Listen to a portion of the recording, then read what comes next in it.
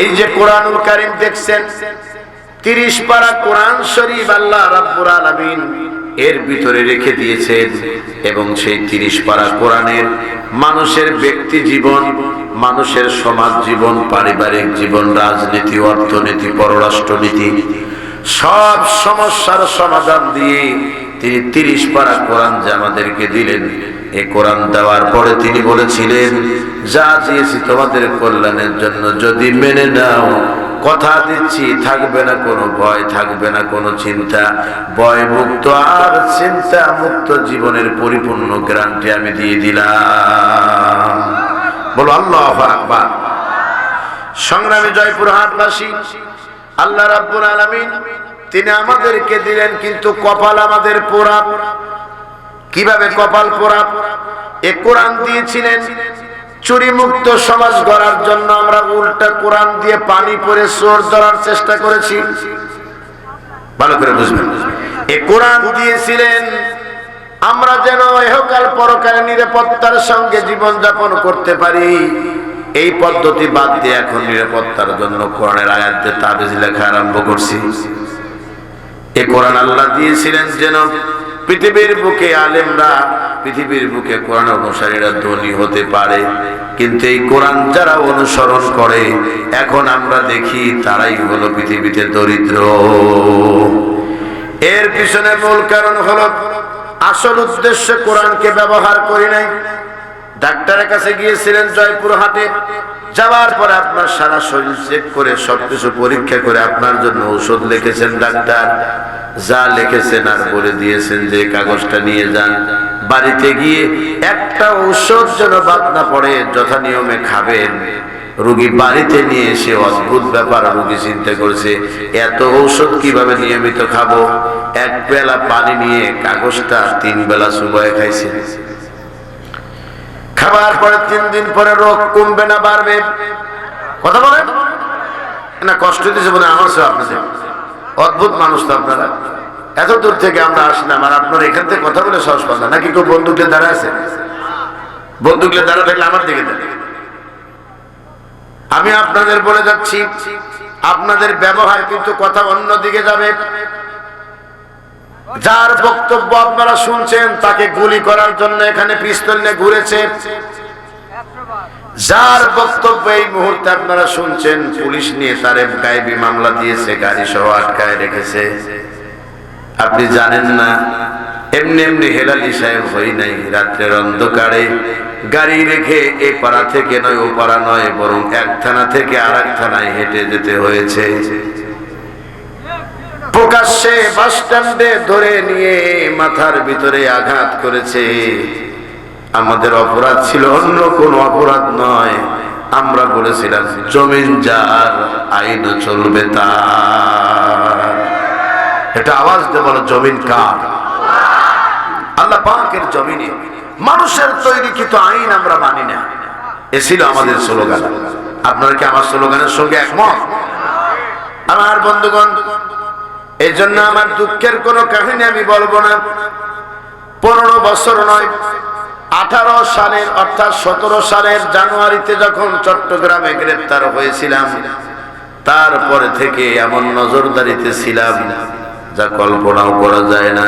এমনও কাহিনী জীবনে ঘটেছে মা বাবাকেও বলতে পারি নাই, স্ত্রীকেও বলতে পারি নাই, কেননা তারা যদি জানতে পারে তারা অন্তরে কষ্ট পাবে। সংগ্রামী ভাইয়েরা আমার, শুধু এতটুকু কথা বলছি, মেহেরবানি করে খেয়াল করেন। ডাক্তারের কাগজটা নিয়ে গিয়ে 3 দিন পর রোগী গিয়ে হাসপাতালে হাজির। ডাক্তার বলছে কি হয়েছে আপনার? বলে রোগ আগের চেয়ে বেড়ে গেছে। বলে বেড়ে যদি যা থাকে তাহলে কাগজটা দেন, ওষুধ একটু পরিবর্তন করে দেই।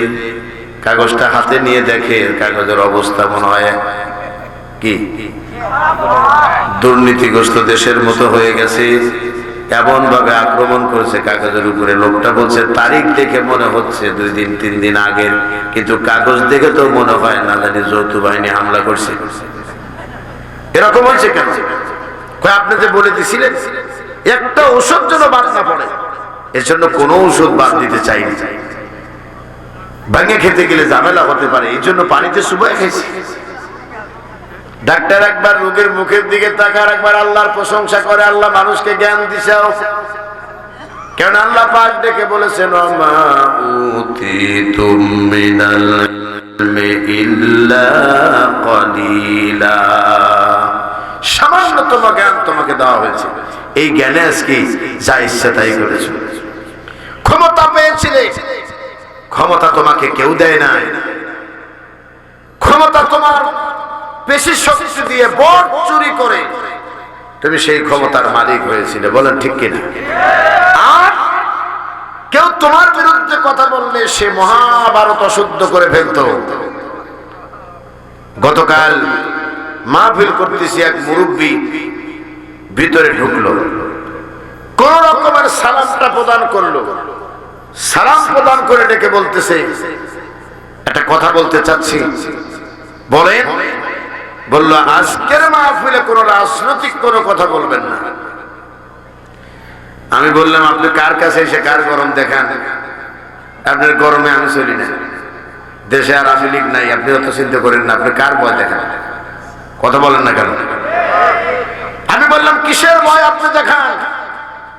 আপনি যে ভয় দেখাচ্ছেন এই ভয়ে আমরা চলি না। রাজনৈতিক কথা বলতে আপনি কি বোঝেন? আপনার কি বিরক্ত হচ্ছেন কথাটাতে? আমি দেখি মাথায় টুপি আছে, মুখে দাড়িও আছে, গায়ে একটা পাঞ্জাবিও আছে, দেখে আমি অবাক হয়ে তাকিয়ে থাকলাম কিছুক্ষণ।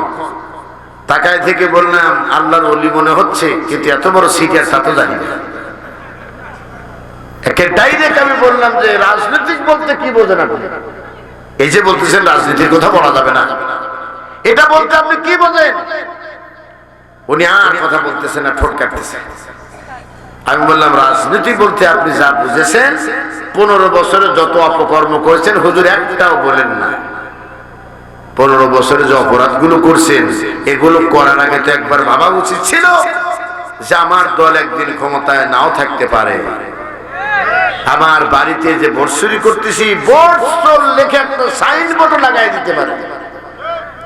সুতরাং কাজ করার আগে একটু ভাবা দরকার ছিল না? উনি চুপ হয়ে গেলেন, লোকজন জমে গেল। আমি বললাম এ ধরনের অপকর্ম বন্ধ করুন। আর মুসলমান ঘরে জন্ম নিয়ে কোরআন শরীফে 500টি বিধান সম্মিলিত আয়াত থাকার পরেও যে লোকটা বলতেছে ওয়াজের নামে রাজনীতি করা যাবে না, সে লোকটার মুসলমান দাবি করে বেঁচে থাকারই কোনো অধিকার নেই। আপনারা কথা হ্যাঁ বলে সাহস পেলেন না, আর আমাদেরকে ছেড়ে দিয়েছেন পুলিশের হাতে। পুলিশ ধরে নিয়ে আমাদের জিজ্ঞাসা করতো যে আপনারা জানের ভয় নাই, এরকম কথা বলেন কেন? আমি বলছি জানের ভয় থাকলে কি হবে, ইমানের ভয় তো ঠিকই আছে। কথা কর না, এখন যদি মরে যায়, ইমান যদি না থাকে আমার কবরেতে কি হবে আমাকে আপনি বলেন? আমার দেশটা আজীব দেশ। আপনারা কি আমার কথা বিরক্ত হচ্ছেন? আমার দেশটা আজীব দেশ। প্রত্যেকটা মাহফিলে প্রায় আমি বলি আজীব দেশ কেন জানেন? চোর, গুন্ডা, বদমাইশ, লুচ্চ, জেনাকার, হাইজাকার, বটচোর, রাস্তাঘাটের ইট বালু সিমেন্ট চুরি করা নেতা যেই মারা যায় শুধু বিসমিল্লাহ ওয়া আলা মিল্লাতি রাসূলিল্লাহ বলে কবর দেওয়া হয়। আল্লাহ যদি আমার আপনার মতো হালকা মেজাজের লোক হতো, তাহলে পরে ফেরেশতাতে কলার ধরে নিচে নামার একটু এই বেটা যারা তুই কবর দিছে তো সুদখোর। কথা বল না কেন? যারা কবরে দিয়ে বলছো আলা মিল্লাতি রাসূলিল্লাহ সে তো একজন ডাকাত, মানুষের সম্পদ আত্মসাৎকারী।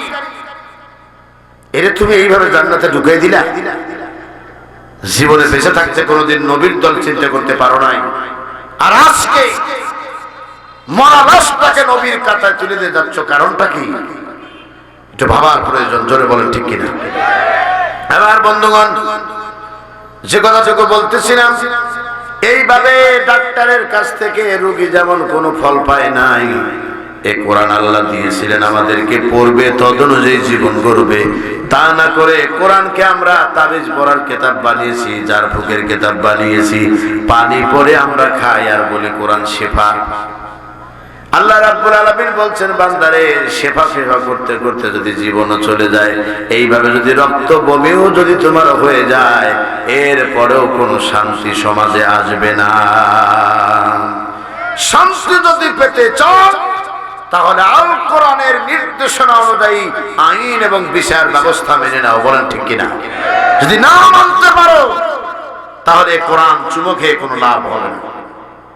কোরআন তেলাওয়াত করতে তুমি পারবা, কিন্তু তোমার নেকি হতে পারে, কিন্তু আসল উদ্দেশ্য বাস্তবায়ন হবে না। আমার বন্ধুগণ, যে আয়াত তেলাওয়াত করেছে তার প্রথম শব্দ অর্থ হলো, হে নবী আপনি বিনয় এবং ক্ষমার নীতি অবলম্বন করুন।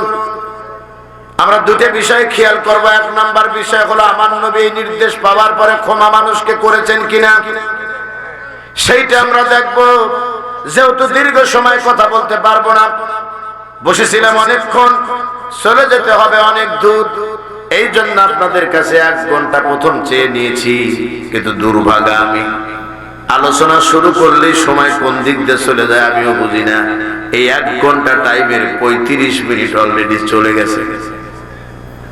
আপনারাও বোঝেন না, আমিও বুঝি নাই কয় মিনিট গেছে।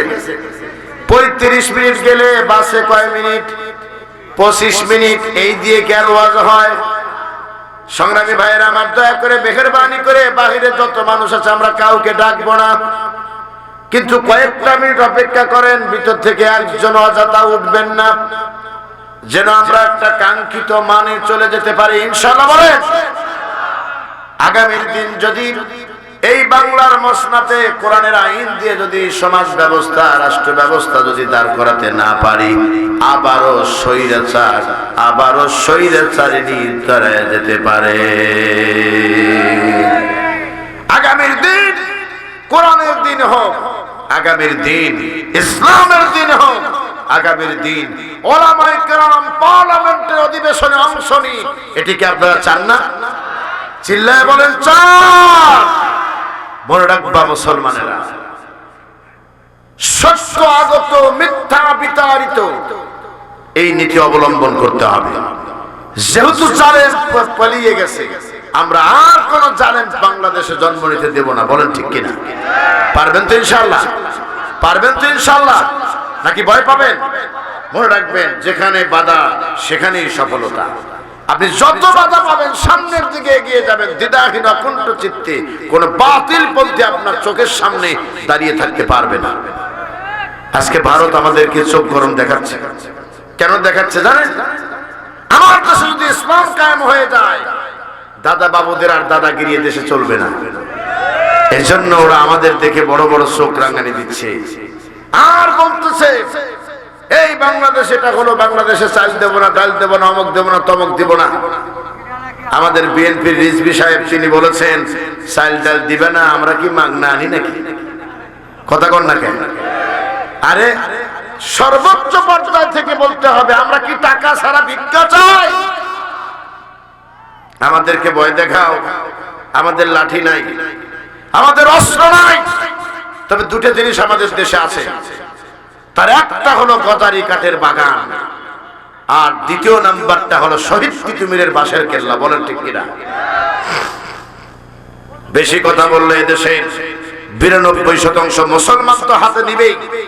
দেশে বসবাস করার জন্য হিন্দু, বৌদ্ধ, খ্রিস্টান সব হাতে নিবে, আর মুসলমানদের সঙ্গে একসঙ্গে ঝাঁপিয়ে পড়বে।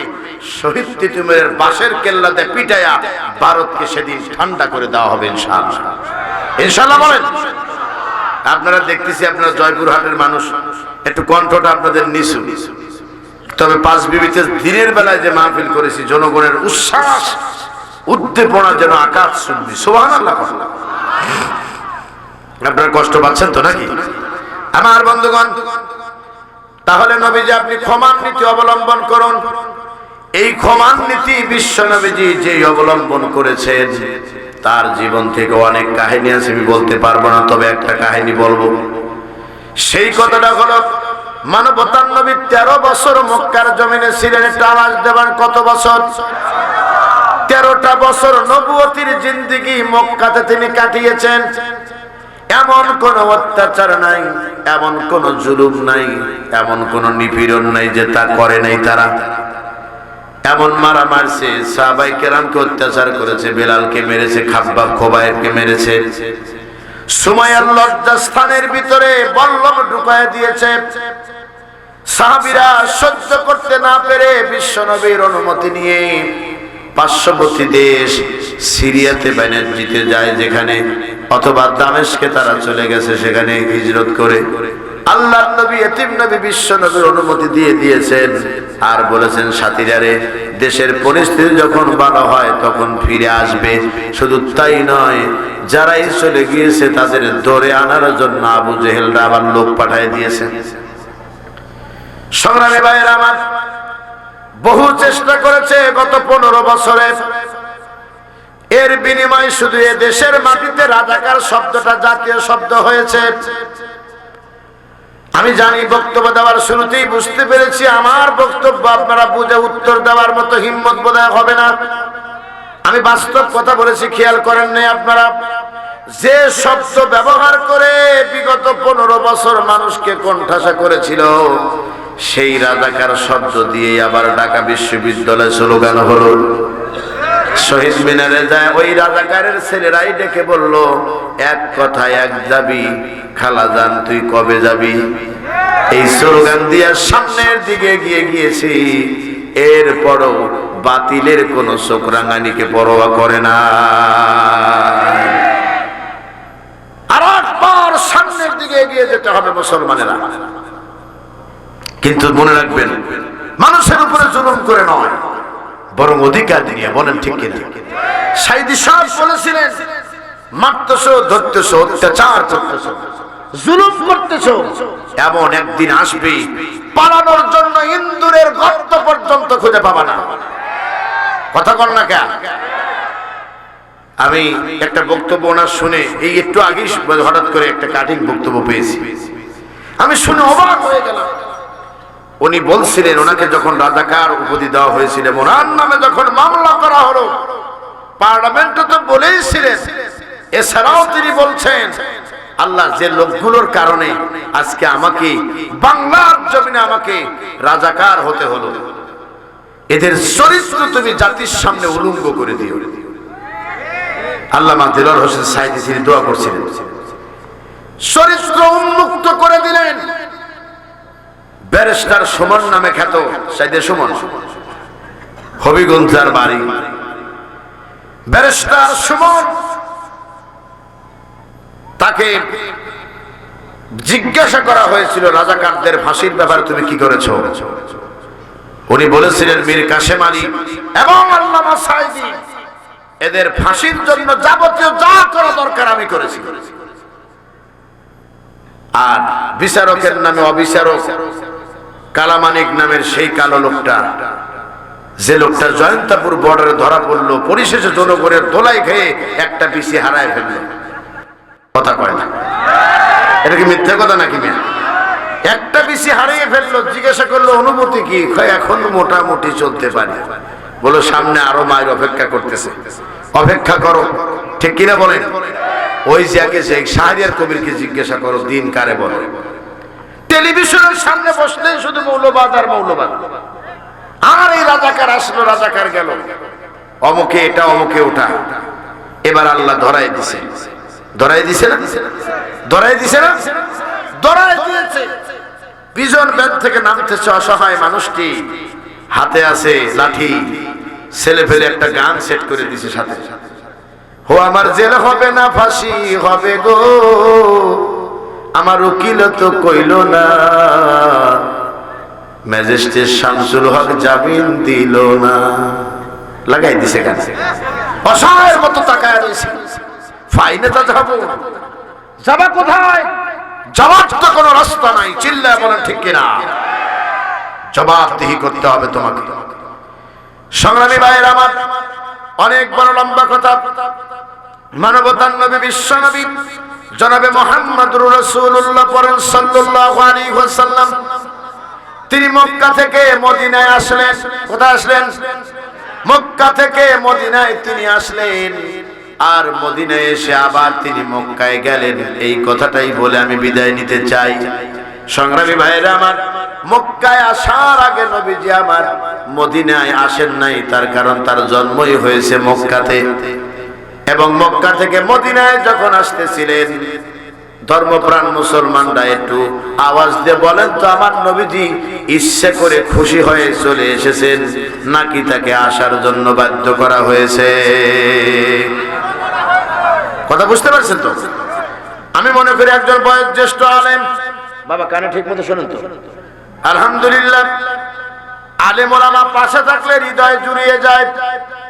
মনে রাখবা মুসলমানেরা, যে সমাজের বুকে আলেম আছে, আলেমদের কদর যারা দেন না তারা ভালো করে শুনে রাখেন। কোন এলাকার থেকে যদি আলেম মারা যায়, ওই এলাকার থেকে একটা বাতি সেদিন থেকে নিভে যায়, এটি প্রচলিত লাইট বন্ধ হয়ে যায়। মনে রাখতে হবে মুসলমানেরা, এক একটা তারকার এক এক রকমের যোগ্যতা, এক একটা আলেমের এক এক রকমের বৈশিষ্ট্য। বলেন আল্লাহু আকবার। তারা আলো দিয়ে যাচ্ছে, কেউ বা সূর্যের মতো, কেউ বা চন্দ্রের মতো, কেউ বা তারকার মতো। সুবহানাল্লাহ বলেন। আমার বন্ধুগণ, যে কথাটি বলতেছিলাম, মানবতার নবী তিনি বাধ্য হয়ে মক্কা থেকে মদিনায় আসলেন। তাকে মক্কা থেকে মদিনায় আসার আগে দারুন নদওয়ায় তারা মিটিং করেছিল তাদের মন্ত্রী পরিষদ নিয়ে।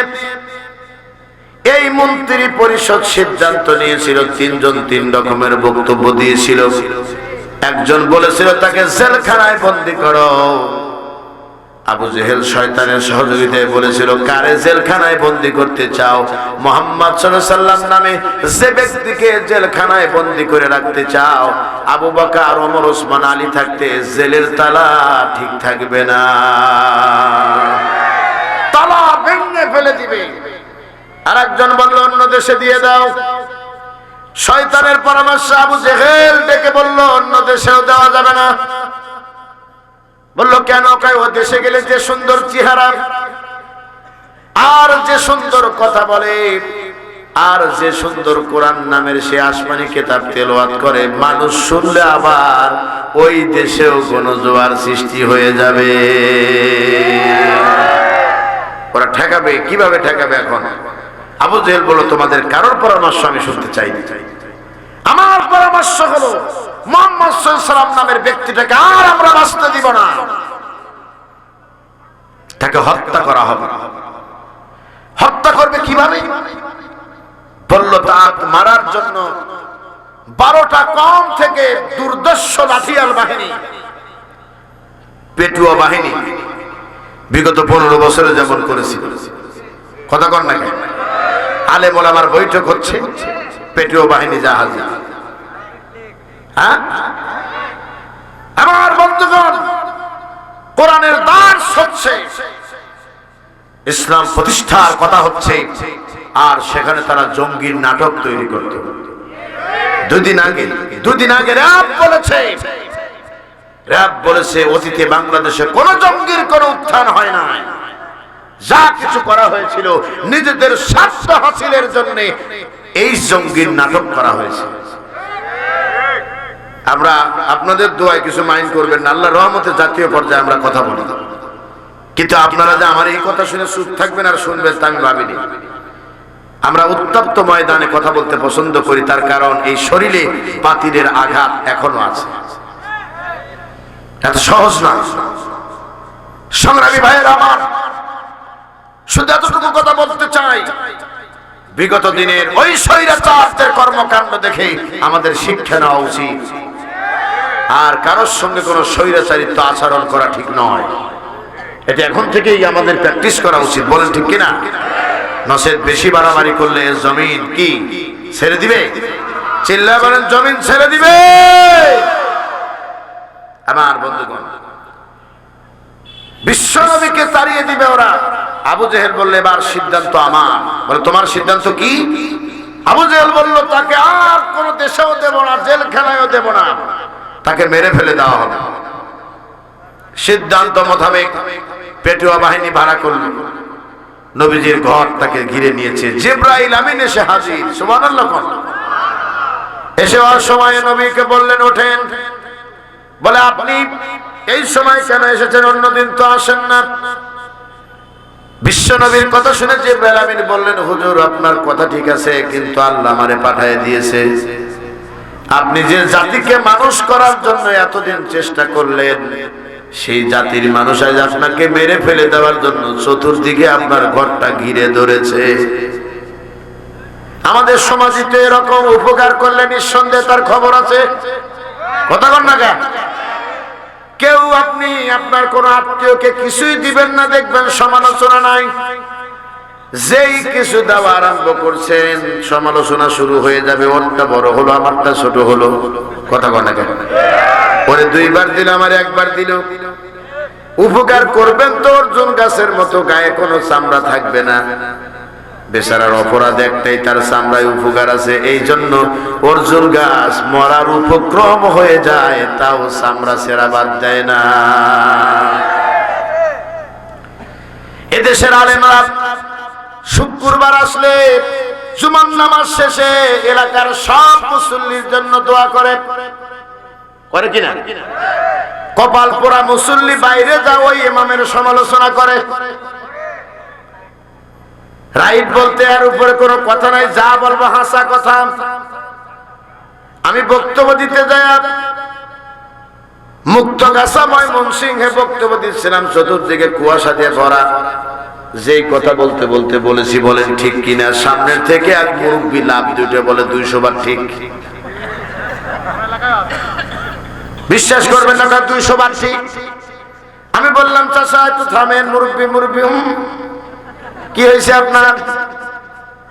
আপনি এত জোরে 200 বার বললেন কেন? কয় বাবা এতক্ষণ বক্তব্য শুনে যা দেখলাম আর যা শুনলাম, এর উপরে কোনো মাইর হয় না। মাইর হয়েছে কিন্তু সাউন্ড হয় না। সুবহানাল্লাহ। হক কথা বাংলার জমিনে হবে, হবে বাংলার জমিনে, এবং বাতিল পন্থীরা দেশ থেকে বিতাড়িত হবে ইনশাআল্লাহ। ইনশাআল্লাহ বলেন।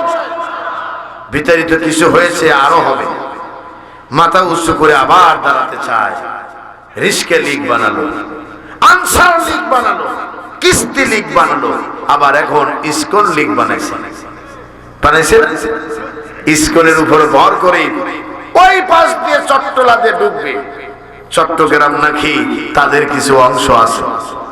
আর আমাদের সব কথা বলে দিয়েছি যে পালানো মেয়ের নামে কোনো যৌতুক আমরা দিতে পারবো না। যা পালিয়ে গেছে তা আমরা ঘরে উঠবো। কথা বলেন ঠিক কিনা? আপনার কি রাগ করতেছেন আমার কথায়? সংগ্রামী ভাইয়ের আমার, যে কথাটি বলতেছিলাম, মানবতার নবী বিশ্ব নবী জনাবে মুহাম্মদুর রাসূলুল্লাহ পরম সাল্লাল্লাহু আলাইহি ওয়াসাল্লাম, তিনি যখন মক্কা ছেড়ে মদিনার দিকে যাচ্ছিলেন, জিবরাইল তখন তার ঘরে। জিজ্ঞাসা করলেন আমার বংশের মানুষ কি সত্যি আমারে মারবে, ধরবে? বলে তাকায় দেখেন আপনি ঘুমিয়ে আছেন, আর চতুর্দিকে বেঈমানরা আপনারে ঘিরে ধরেছে মারার জন্য। নবীজি উঠলেন, আমানতের খেয়ানত যেন না হয় তা বুঝে দিলেন। আলীকে দায়িত্ব দিয়ে দিয়েছিলেন, আলী আমি চলে গেলে তুমি এটা বুঝিয়ে দিও আরবের মানুষদেরকে।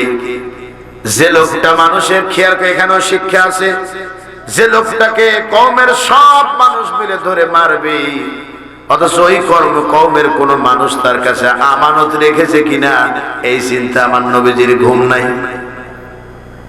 সংগ্রামী ভাইয়েরা আমার, নবীজি আমার টাকা দেখলেন বড় বড় লাঠি নিয়ে, ঢাল নিয়ে, তলোয়ার নিয়ে দাঁড়িয়ে আছে। জিবরাইলের নির্দেশে বালি একটু হাতের ভিতরে উঠালেন, বললেন নবীজি কালাম পড়ে ফু দেন, চতুর্দিকে ছাড়া দরকার নেই, সামনের দিকে সরে মারেন। মানবতার নবী বালু হাতে নিয়ে কোরআনের আয়াত পড়ে সামনের দিকে ফুৎকার দিয়ে ছেড়ে দিয়েছেন। চতুর্দিকে যত কাফের ছিল সকল কাফেরের চোখে আমার আল্লাহ পৌঁছায় দিলেন। অন্য সময় আল্লাহ পাক নবীকে ডাকতে বলেছেন, নবী ইজ রমাইতা ওমা রমাইতা ওয়ালাকিন্নাল্লাহ রমা। আল্লাহু আকবার। নবী আপনি শুধু নিক্ষেপ করেছিলেন, আর নিক্ষিপ্ত সেই বালিকণা চতুর্দিকে কাফেরদের চোখে পৌঁছানোর গুরু দায়িত্ব আমি আল্লাহর কুদরত সেদিন গ্রহণ করেছিল। চিল্লায় বলো আল্লাহু আকবার। সে আল্লাহ আছে না নাই? এটা আওয়াজ দিয়ে বলো তো, আছে না নাই? কি আতঙ্কিত জনপদ। আমরা ওয়াজ করতে যাইতাম, জামাতের কোনো ভাই এসে পরিচয় দিয়ে সাহস পেত না। ওয়াজ শুনতে বসে থেকে শিবিরের ছেলেরা দূর থেকে বলতো ভাই সালাম আলাইকুম, কাছে আসতে পারতো না। কত বড় কষ্ট দেখেন। আমরা তো আমাদের দিনী ভাইদেরকে নিজের রক্তের ভাইয়ের চেয়ে আপন মনে করি। আবার আপন ভাই বিভ্রান্ত পথে চলতে পারে, কিন্তু আমার শপথের ভাই যারা, আমার দ্বীনি ভাই যারা, তারা কখনো বিপদগামী হতে পারে না। তারা সামনের দিকে এগিয়ে যায়। আরে এইভাবে শিবিরের নেতার কথা যেহেতু মনে হলো, কি আতঙ্কিত জনপদ। ঝিনাইদহের এমপি আনার, যাকে টুকরো টুকরো করা হলো, টিভি হারুন কলকাতা থেকে তার টুকরো নিয়ে আসলো। কিসের কুকুরের বস্তু আনছে না কি আনছে তা আল্লাহই জানে, আমরা কিন্তু জানি না। জানে কে? এটা আওয়াজ দিয়ে বলেন, জানে কে? এখন টিভি হারুন কোথায়? কথায় কথায় শুধু খেলা হবে, হ্যাঁ খেলা হবে, মাকড়াস করে। এটা আওয়াজ দিয়ে বলেন কিতা হবে? বোঝা গেছে যারা বলতেছেন না মনে হয় খেলা হবে নাকি। এটা আওয়াজ দিয়ে বলেন কি হবে?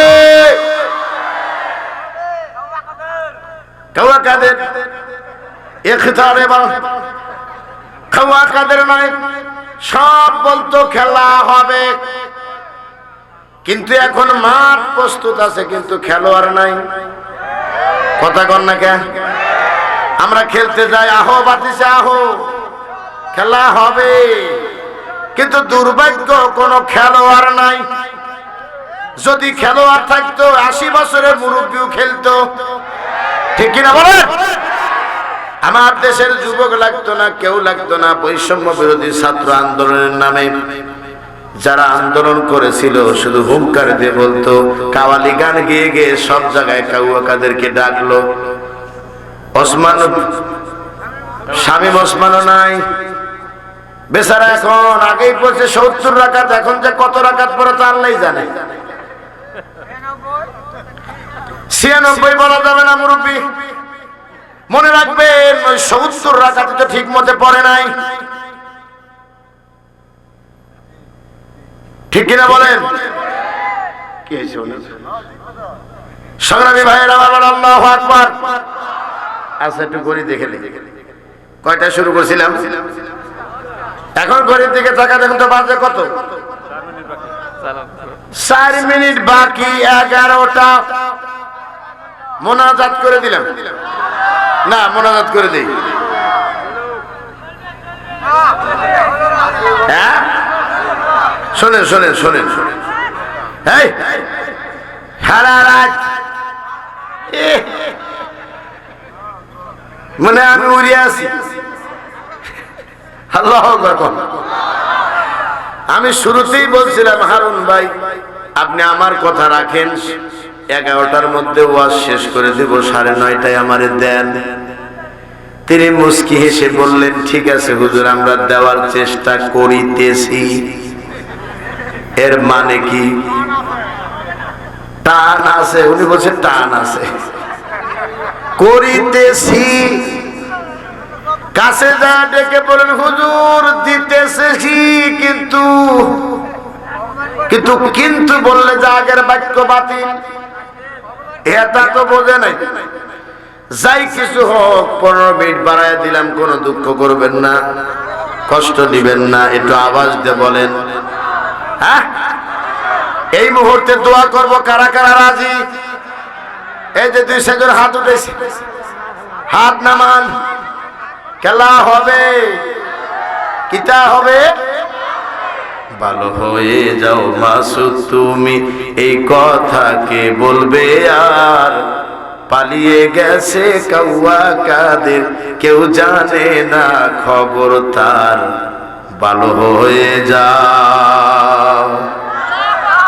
ফকরুল সাহেব আপনার বাসায় কাওয়া কাদের গেছেনি, ঠাকুর গায়ের বাসায় আপনি থাকতে তারে দিছেননি, ঠিক কিনা? তার সাথে যে হিসেব বাকি, জোরে বলেন ঠিক কিনা? তার সাথে যে হিসেব বাকি আছে কোটি জনতার। পালিয়ে গেছে কাওয়া কাদের, কেউ জানে না খবর তার। ভালো হয়ে যাও। তবে এখন নাকি বর্ডারের কাছে এসেছে, কখন গাড়ি ঢোকে।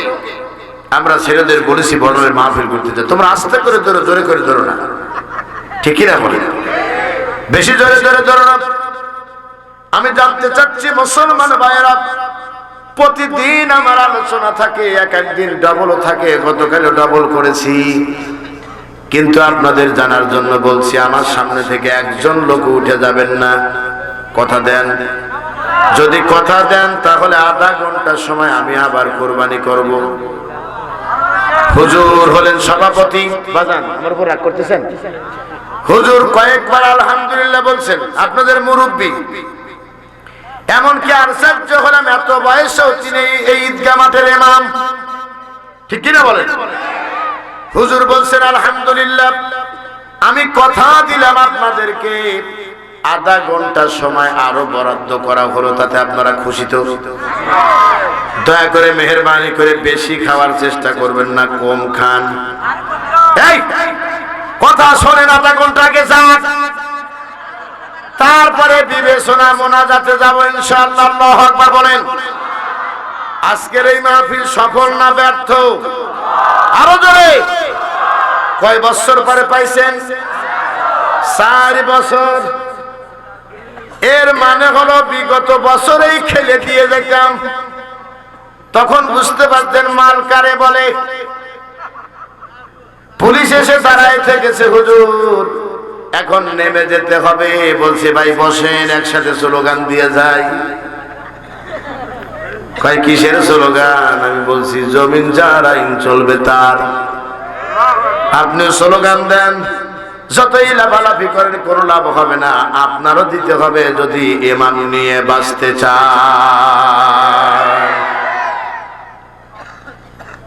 ঈশ্বরদী থেকে আমাকে ওয়াজে যাওয়ার আগে দুপুরে একটা মেসেজ পাঠিয়েছে, বাংলায় লেখে বানায় দিছে আশা মাত্র গুলি করা হবে।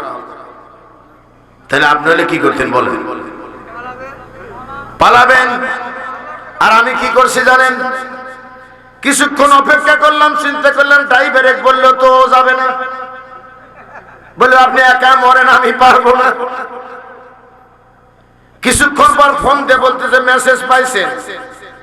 তখন আমার মাথার ভিতরে কাজ করলো, নিঃসন্দেহে পরিকল্পিত ভাবে পাঠাইছে, এর কথার উত্তর আমাকে দিতেই হবে। আমাকে বললো পাইছেন নাকি? বললাম পাইছি। কয় কি লেখা আছে? আমি বললাম আশা মাত্র গুলি করা হবে। এখন আসবেন কিনা ভালো করে দেখেন। বলে ওযু করে আসবো সময় মতে। আল্লাহু আকবার কোন। ওযু করে আসবো আর আপনি গুলি নিয়ে রেডি থাকেন।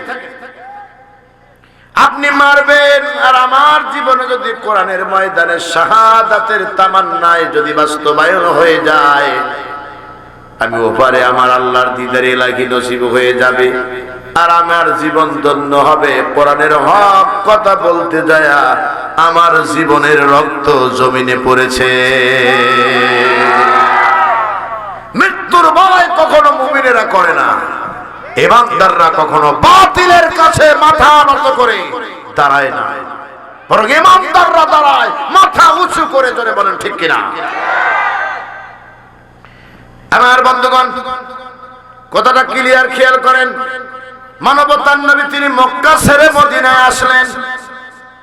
প্রথম হিজরি পার হতে না হতে যুদ্ধের দামামা শুরু হয়ে গেল।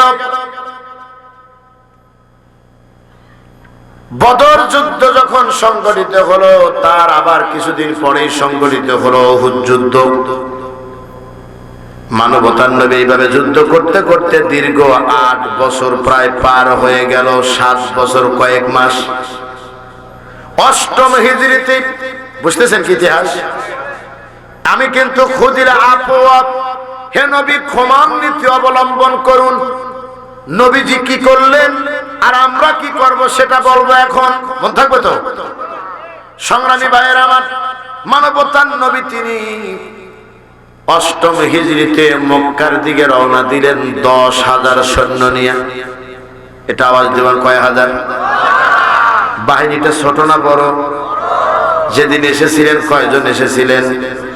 2 জন, আবু বকর আর নবীজি। আবু বকর বারবার নবীকে বলেছিলেন, হুজুর এখান থেকে মক্কা ছেড়ে মদিনা 400 কিলোমিটার দূরের রাস্তা, যদি একবার কথা বলতে চাই যদি বলতে দেন। বলে আবু বকর বলো। বলে নবীজি আমরা তো 2 জন, আর একজন হলে ভালো হতো। আবার নবীজি আল্লাহর নির্দেশনায় আবু বকরকে ডেকে বলেন, আবু বকর রিল্লাহ তাহজান ইন্নাল্লাহা মা'ানা।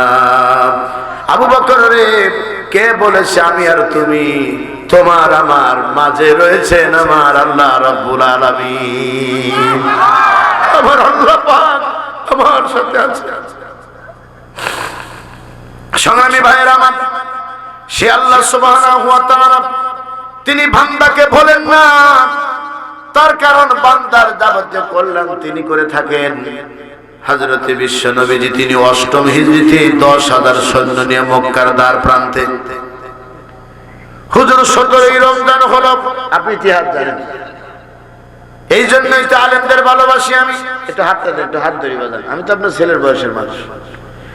এই জন্য বলছি, উনি মুরব্বী মানুষের যে মনোযোগ দিয়ে ওয়াজ শুনতেছিলেন, এক পর্যায়ে আমি সোজা করে বসায় দিয়েছি যে বাবা আপনি একটু সোজা হয়ে বসেন।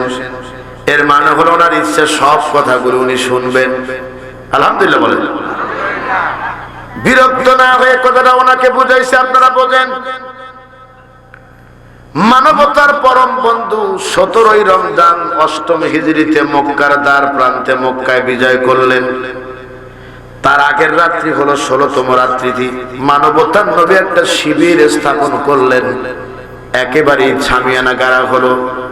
১০,০০০ সৈন্যকে নিয়ন্ত্রণ করা আজকের কথা নাকি বলেন? কিন্তু মানবতার নবী ঘোষণা করেছেন আর কোন সাহাবী ডাইনেও যায় না, বামে যায় না, সোজা থাকে। আমরা দেখেছি বিগত ১৫ বছরে যেখানেই জামাত শিবিরের মিছিল সেখানেই মার। তারপরও দেখবেন নেতার নির্দেশ হয়েছে রাজধানীতে মিছিল করতে হবে, সব দাঁড়িয়ে গেছে। মার খেয়েছে, জুলুম অত্যাচার সহ্য করেছে, চতুর্দিকে ঘিরে ধরে কোপায়া মেরেছে, তারপরেও বলেছে আমরা আল্লাহর আইন চাই। আমরা কি চাই? আল্লাহর আইন চাই। মাঝখানে একটা কথা গ্যাপ পড়ে গেছে, যে কথাটা বলতে গিয়ে আপনারা শুনেছিলেন, কিন্তু যে কোনো কথায় বাদ হয়ে গিয়েছিল। আমার মাত্র মনে পড়েছে, বলে নেব নাকি আগে? ওই যে এমপি আনারের কথা বলতেছিলাম। এমপি আনার একটা সন্ত্রাসী ছিল। কি ছিল? এই সন্ত্রাসী লোকটা একটা শিবিরের নেতাকে গ্রেফতার করে ধরে নিয়ে গেছে। যাবার পরে ওই শিবিরের নেতাকে মারার জন্য নির্দেশ দিয়েছে প্রশাসনকে। এই কথা এলাকার লোক জানতে পেরে এমপি সাহেবের কাছে চলে গেছে, যা বলছে এমপি সাহেব আমাদের ছেলে আর রাজনীতি করবে না, ফিরে দেন। এই ছেলেটা আর রাজনীতি করবে না, ফিরতে দেয় নাই। রাত্রের অন্ধকারে মাঠের ভিতরে রাস্তার ধারে নিয়ে পশু পাখির মতো গুলি করে তারে মেরে ফেলে দিয়েছে। পরের দিন সকালবেলা মানুষ খুঁজতে খুঁজতে লাশ পেয়ে গেছে। লাশটা পড়ে আছে, নিথর দেহ পড়ে আছে।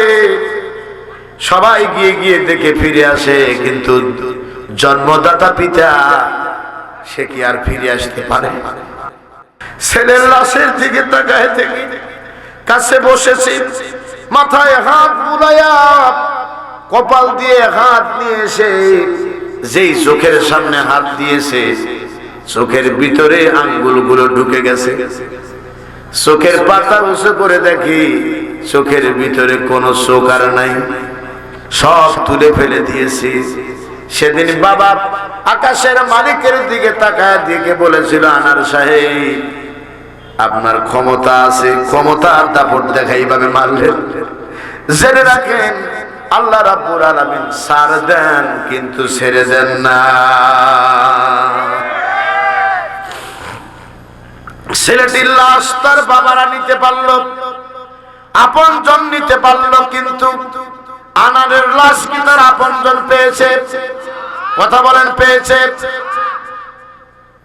কানে কানে কি বলে গেল? পুলিশ এসে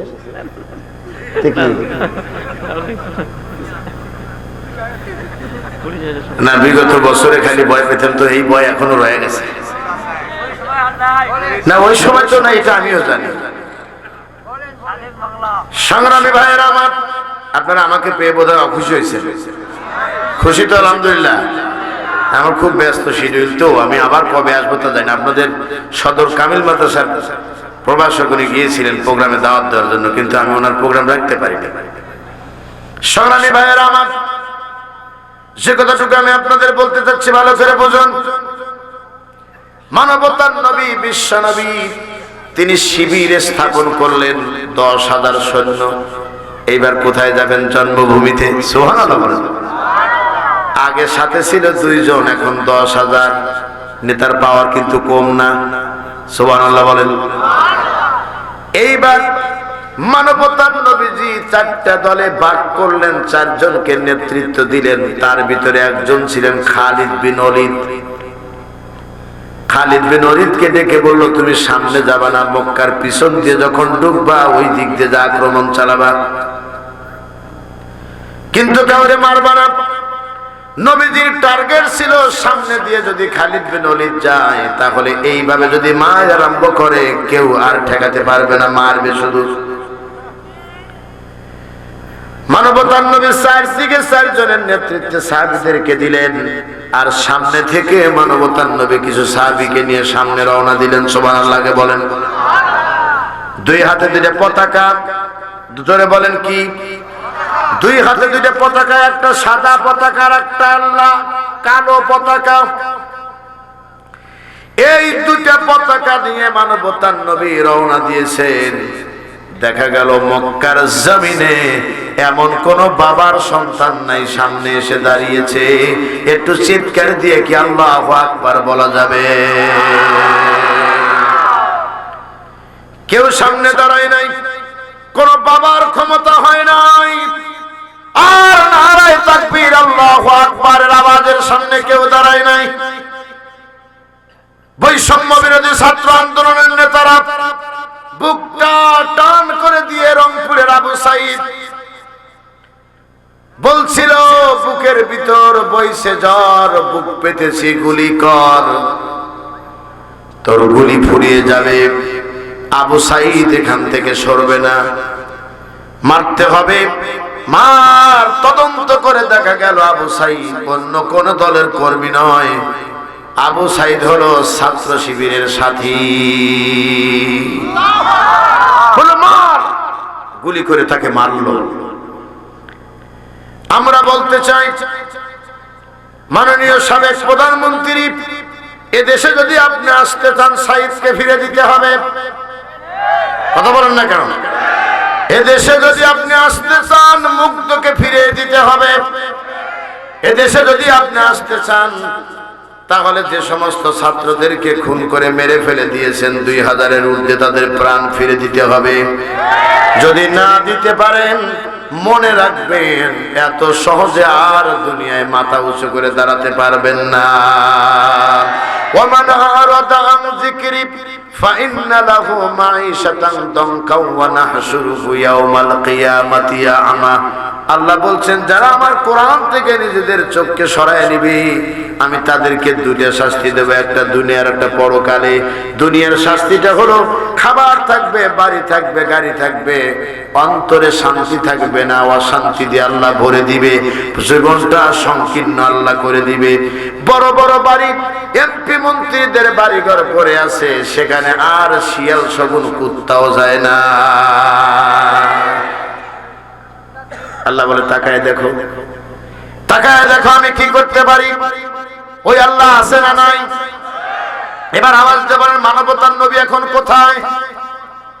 মক্কায় ঢুকে পড়েছেন। হাতে 2টা কি? কোন কোন কালার?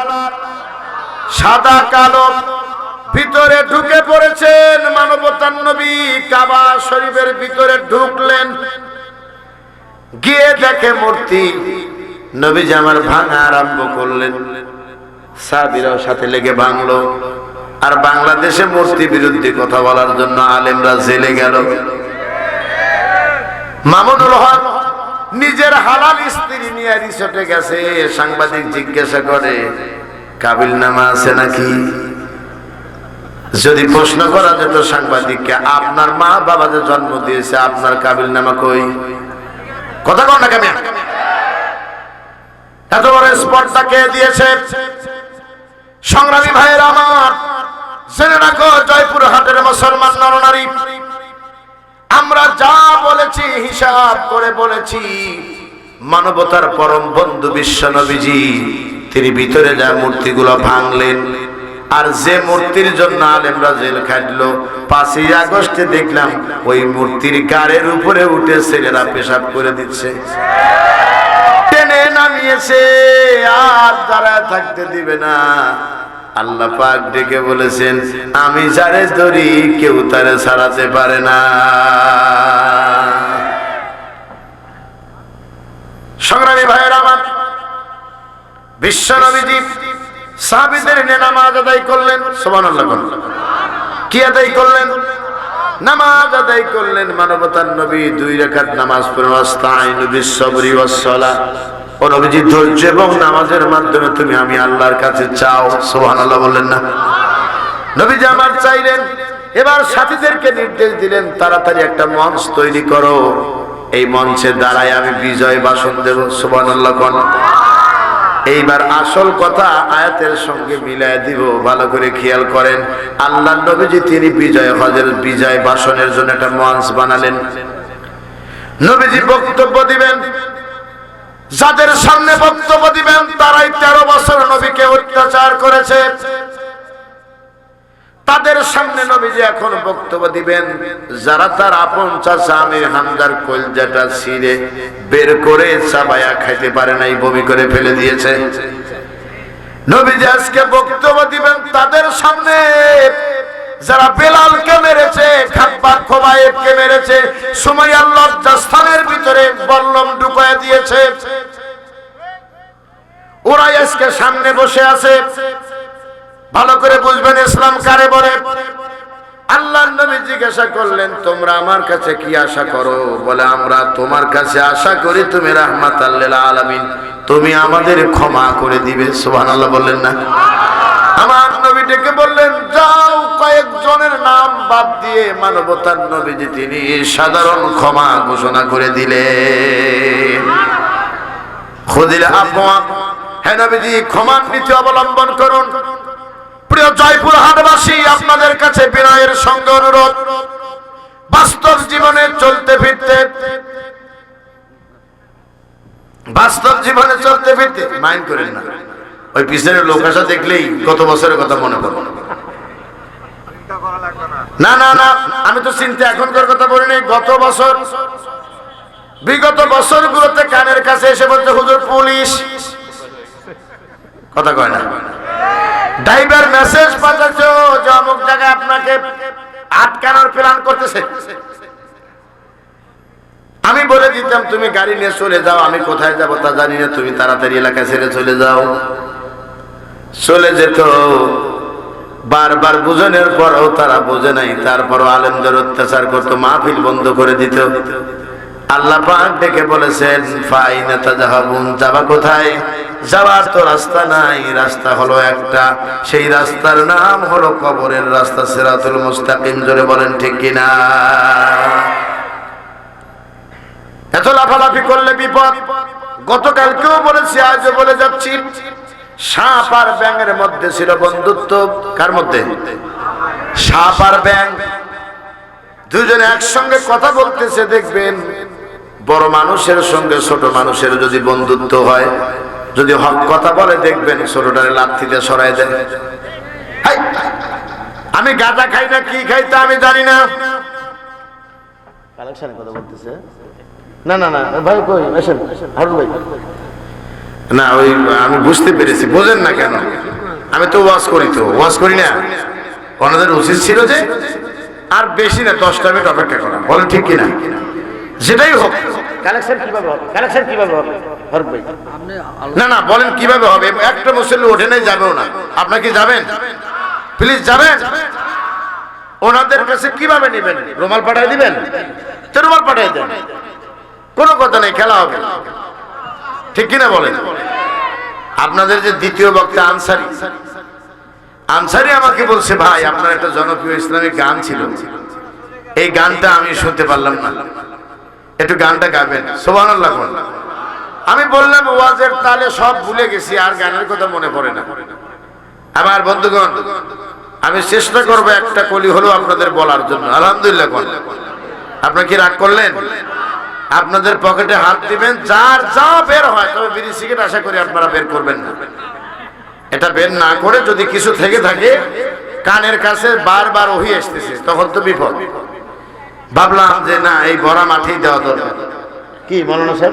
আপনারা আসলে ওয়াজ শুনতে এসেছেন, এই দানের মাঝে একটা কথার উত্তর দেন। আপনারা কি আজকের মাহফিলে অসন্তুষ্ট হয়েছেন? এই মাহফিল ভবিষ্যতে আবার হোক, আপনারা কি চান?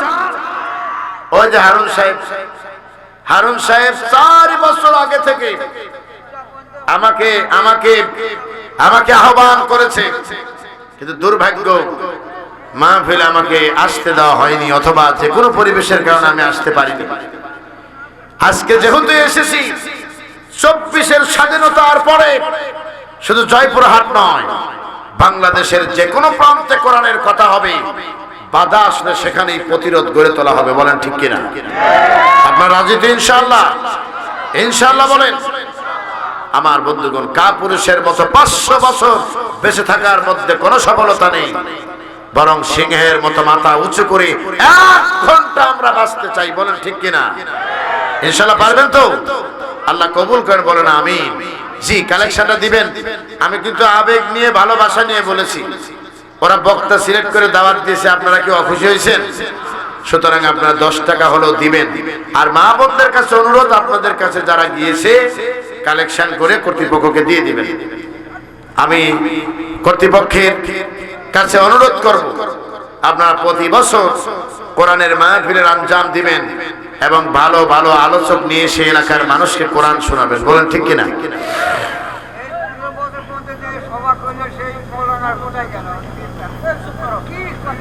আমার বন্ধুগণ, আমরা কথা না বাড়াই, কথা বাড়াইলে সেখানে কথা সৃষ্টি হবে। বলেন ঠিক কিনা? আপনারা একটু চিৎকার দিয়ে আল্লাহু আকবার বলেন। আমি খুব কৌশলে আপনাদের কাছ থেকে কালেকশনটা আদায় করে নিয়েছি। আর 11:30 বাজতে আর মাত্র 9 মিনিট সময় বাকি। এই 9টা মিনিট সময় আমি আপনাদের সামনে কথা বলবো ইনশাআল্লাহ। ইনশাআল্লাহ বলেন, ইনশাআল্লাহ বলেন। এই কই আমাদের হারুন ভাই, আর কি ফারুক ভাই, আর কোনো কাজ আছে? নাই তো? ইনশাআল্লাহ, আলহামদুলিল্লাহ। এনাদের জন্য দোয়া করবেন। এদের চেষ্টার কোনো ত্রুটি ছিল না, চেষ্টা তারা করেছে আলহামদুলিল্লাহ। তবে পাঞ্জাবি ওরা একাই গায়ে দিছে, আমারে দেয়নি। এটাও কিন্তু ঠিক, আমার ভাইকেও দেয়নি।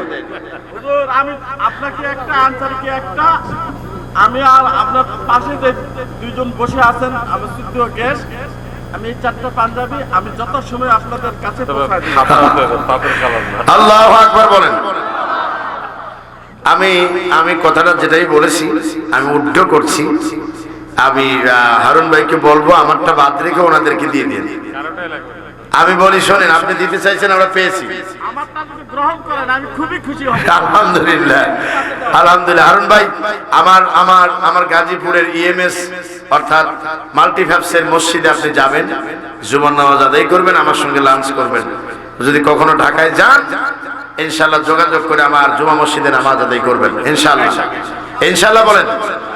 আমি ঢাকাতে থাকি, বর্তমান প্রধান উপদেষ্টার একটা পার্সোনাল অফিস আছে, সেখানে জব করি, আমি অবশ্যই যাব ইনশাআল্লাহ। ইনশাআল্লাহ বলেন। জি, হারুন ভাইকে আল্লাহ কবুল করুন, বলেন আমিন। আমাদের ফারুক ভাই, তিনি আমার সঙ্গে এই বছরের শুরুতে যোগাযোগ করেছিলেন। আমাদের ফারুক ভাই অখুশি না তো? আলহামদুলিল্লাহ। কই হাত, কই? শুকরিয়া, হাত ঠান্ডা হয়ে গেছে। আল্লাহু আকবার বলেন। এখন আপনারা সবাই আমার দিকে তাকান। আজকের মাহফিলে আমরা শুরুতে মাইকের একটু ডিস্টার্ব পেয়েছিলাম, এখন একটু হাত মনে হচ্ছে একটু নরম বানাবে, বোঝো না কেন? এখন হাত দেওয়ার দরকার নেই, যেমন আছে এটাই ভালো। আলহামদুলিল্লাহ কর। তারপরেও ওরা কিন্তু চেষ্টা করে, তাই না? চেষ্টা করে না, ওদেরকে কিছু বলতে হয় না, ক্ষমা করতে হবে। সংগ্রামী ভাইয়েরা আমার, এবার আসুন আমরা কি বলতে চাই। নবী যে আমার ক্ষমা করে দিলেন, আরবের মানুষেরা আনন্দে উদ্বেলিত হলো, পাগল হয়ে গেলেন, নবী প্রেমিক হয়ে গেলেন। সুবহানাল্লাহ বলেন। দলে দলে মানুষ ইসলামের পথে আসতে লাগলো। আমরা 24-এর যেই বিজয় হয়েছে, 5ই আগস্টের যে বিজয় হয়েছে, একবার ভেবে দেখেন তো, আজকের রাত 12টার পরে গত বছরে একজনের বক্তব্য ফুজে উঠেছিল, আগামীকাল তো 16ই ডিসেম্বর। কথা কন না? কয় ডিসেম্বর? 16ই ডিসেম্বর একজনের বক্তব্য ফুটিয়ে তোলা হয়েছিল, জোর করে মানুষের উপরে জাতির পিঠে চাপায় দেওয়া হয়েছিল। আর সেই বক্তব্যে বলছিল এবারের সংগ্রাম মুক্তির সংগ্রাম। আর আজকের রাতে দেখা যাক কি বেশি ওঠে। তবে আগামীর দিনে মনে রাখবা, সারা বাংলাদেশে বিজয়ের দিনে আল্লাহ রাব্বুল আলামিনের ডাক বেজে উঠবে ইনশাআল্লাহ। বলেন, আজকে এত অপমান বোধ করো নিজেকে, আমরা ক্ষমা করে দিয়েছি। তোমরা বক্তব্যে বলছিলা ক্ষমতা চলে গেলে নাকি 5 লক্ষ মানুষ মারা যাবে। আমরা একটা মানুষকে অযথা মারতে যায় নাই, কেউ মারতে গেছে, চিল্লাবার গেছে। আমি আপনাদের অনুরোধ করে বলবো, আপনার এলাকায় ওই দলের যে সমস্ত ভাইয়েরা আছে তাদেরকে মাফ করে দিবেন, আইন নিজের হাতে তুলে নিবেন না। মনে রাখবেন, আইন নিজের হাতে তুলে নিয়ে নিজেকে দোষী সাব্যস্ত করবেন না, দেশের আইনের কাছে সুপর্দ করবেন। আর অধিকাংশ ক্ষেত্রে ক্ষমা করে দিবেন, কেননা আমরাই ভাই ভাই সমাজে বসবাস করি। বলেন ঠিক কিনা? আর একটি কথা হলো, কুকুরের কাজ কুকুর করেছে, কামড় দিয়েছে পায়, তাই বলে কি কুকুরের পায়ে কামড় দেওয়া মানুষের শোভা পায়? আমাকে যে বাস স্ট্যান্ডে মারা হয়েছিল, আমাকে যে বাস স্ট্যান্ডের আওয়ামী লীগের নেতারা মেরেছিল শাহবাগীদের বিরুদ্ধে বক্তব্য দেওয়ার কারণে, আজকে সেই বাস স্ট্যান্ডে দাঁড়িয়ে যদি হেলালি সাহেব যদি হুঙ্কার দেয় গাড়িটা ঠেকায়, আপনি বলেন এ ধরনের নেতা আর খুঁজে পাওয়া যাবে? আপনারা আমার বক্তব্য শুনে বুঝতে পারতেছেন তো? আমার বলা লাগবে না, আমি বলে দিলি পারি হয়ে যাবে। কিন্তু না, এ নীতি আমরা অবলম্বন করিনি, বরং ক্ষমা সুন্দর দৃষ্টিতে দেখো। বিগত বছরের অপরাধের মধ্যে সর্বোচ্চ অপরাধ কয়েকটা আমি বলছি শোনেন। বেগম জিয়া, আমি তার দল করি না, কিন্তু তিনি একটি দেশের তিনবারের প্রধানমন্ত্রী, তাকে অপমান অপদস্থ করে তার বাড়ি থেকে বের করে দেওয়া হয়েছে এবং তাকে চিকিৎসার জন্য বাইরে যেতে দেওয়া হয়নি। এটি বলে মনে করি তিনি নাকি এতিমখানার টাকা চুরি করে খেয়েছে। অবাক! শয়তান মাঝে মধ্যে আশ্চর্য হয়ে বলে, আমার মুরিদ হয়ে তুই আমার চেয়ে বড় শয়তান কবই নি। কথা কর না। আর অবাক করা আর একটা কাহিনী, আল্লামা দেলোয়ার হোসেন সাঈদী, যাকে মানুষ জানে কোরআনের পাখি বলে, সেই কোরআনের পাখিটাকে 29,000 মহিলাকে ধর্ষণের মামলা দিল। আরে কপাল এত খারাপ আমাদের, আমরা সম্মান করতে পারলাম না। আজকে অনেক বক্তা আছে সাঈদী সাহেবের বান্দরে, অনেক বক্তা আছে সাঈদী সাহেবের মোসকাতে, অনেক বক্তা আছে সাঈদী সাহেবের স্টাইল করে নিয়ে কথা বলার চেষ্টা করে কিনা? মনে রাখবেন এরা দ্বন্দ্বাবাস। আমি তার বক্তব্য শুনি না কেন আপনি বুঝতেছেন না? আমার কণ্ঠ দূর থেকে আপনি শুনবেন। এমনও মাহফিল আমি ওয়াজ করেছি, মানুষ 10 কিলোমিটার দূর থেকে 5 কিলোমিটার দূর দৌড়ে আসতেছে রাত 12টায়। কেন আসতেছেন আপনি? অবাক, এখানে সাঈদী সাহেবের ক্যাসেট বাড়তেছে নাকি? কিন্তু আমি তার ওয়াজ শুনি না, যে কথা নকল হয়ে যেতে পারে। নকল জিনিস বেশি দিন টেকে না। মুসলমানেরা, আমরা সেই নকল জিনিস নিয়ে আমরা যতই মাতামাতি করি, আসল জিনিসের সন্ধানে আমরা যতদিন খুঁজতে যাব, আপনি সাঈদী সাহেবের শূন্যতা কোনোদিনও পূর্ণ করতে পারবেন না। আর একটা অবাক করা বিষয় হলো, 5ই মে আলেমদেরকে শাপলা চত্বরে গুলি করে মেরে সেই রক্ত স্প্রে করে পানি দিয়ে ধুয়ে দেওয়া হলো। আর সেনাবাহিনীর বড় বড় অফিসার গুলোকে, দেশপ্রেমিক অফিসারদেরকে গুলি করে সাজদা করে মেরে ফেলে দেওয়া হলো। মনে রাখবা মুসলমানেরা, সাঈদী সাহেবকে যারা বিষ প্রয়োগ করেছে, মেডিকেল ক্লিনিক এর মাধ্যমে যারা হত্যা করেছে, এর বিচার বাংলার জমিনে আজ হোক কাল হোক হবে ইনশাআল্লাহ। বলো ইনশাআল্লাহ। আমার বন্ধুগণ, আমি যে কথাটুকু বলতেছিলাম মানুষকে ক্ষমা করে দিবেন, সময় আমার শেষ হয়ে গেছে। 1 মিনিট আপনাদেরকে কষ্ট দিয়ে ফেলেছি আমি নাকি? তবে একটা উদাহরণ বলতে যা কিন্তু বলি নেই, এটা আমাকে কয়েক মিনিট বেড়ে গেলেও বলাই লাগবে। বলবো? সিল্লাবার বলবো? তাহলে শোনেন, সাপ আর ব্যাঙের বন্ধুত্ব মনে আছে তো? ব্যাঙ সাপের সঙ্গে কথা বলতেছে। বড়দের সামনে যখন ছোটরা কথা বলে একটু পাম দিয়েই বলে, পাম দিয়ে বলে না, কয় আমার নেতা তোমার নেতা সাতা নেতা সাতা না, আমার নেতার চরিত্র ফুলের মতো পবিত্র। অথচ যে লোকটা স্লোগান দিল ও জানে যে রাত্রে আমি নিজেই মদ এনে দিছি। আমার ভাষা আপনারা বোঝেন না মনে হয় নাকি? মানে যে নেতার কর্মী স্লোগান দিচ্ছে যে আমার নেতার চরিত্র ফুলের মতো পবিত্র, ওই নেতাকেই মদ এনে দিয়েছে ওই কর্মী। বলে এরকম বলছে কোন কিছু ডাইল পাই তো এই জন্য বলছি। কি পাই? কিছু ডাল। আমার বন্ধুগণ, তবে পামে যারা ফলে, এদিকে তাকান, পামে যারা ফলে এদের কপালে দুঃখ হয়। আপনি আল্লাহর ওলি না, কিন্তু পাম দিয়ে ফুলে ওলি বানা ফেলেছে, মনে করুন কপালে দুঃখ আছে। পাম দিলে যে কপালে দুঃখ হয় আর কেউ না জানলে ফুটবল জানে। ফুটবলে জিজ্ঞাসা করবেন, হাওয়া দিছে ভালো করে নিয়ে মাঠে নামাই দিছে, ছেলেরা এই পাশে লাগছে ও পাশে দেয়, এটা দেয় ওটা দেয়, ওটা দেয় ওটা দেয়, যে যতক্ষণ পারে লাগছে। এবার আসল খেলা শুরু হয়ে গেছে, যখন পরিশেষে ম্যান অফ দ্য ম্যাচ দিবে শ্রেষ্ঠ খেলোয়াড়, রেফারিকে জিজ্ঞাসা করেছে কাকে দেওয়া যায়, ওই লোকটা বেশি দূরেছে। ফুটবল যদি কথা বলতে জানতো, ফুটবল বলতো মাননীয় স্পিকার আমাকে হাওয়া দিয়েছেন কোনো দুঃখ নেই, আমারে লাথি গুড়ি দিয়েছেন কোনো দুঃখ নেই, তবে সবচেয়ে কষ্টের বিষয় হলো যে বেশি মারছে তারা কেন পুরস্কার দিলেন? কথা কর না কেন? আরে যে বেটা কম মারছে ওরে পুরস্কার দেন, তা না পারে যে বেশি মারছে ওরে দিছে। কিন্তু ফুটবল কথা বলতে পারে না। মনে রাখবা, মানুষের পামে ফুলো না। অতীতের দিকে খেয়াল করে দেখো, পাশে বসে থাকতে মাথায় টুপি দিয়া মাহবুবে সুবহানি, অথচ বর্ষর পাশে বসে থাকছে কুতুবের রব্বানি, রাস্তাঘাটের ইট বালু সিমেন্ট সব চুরি করিয়া রডের পরিবর্তে বাঁশ ঢুকাই দিছে।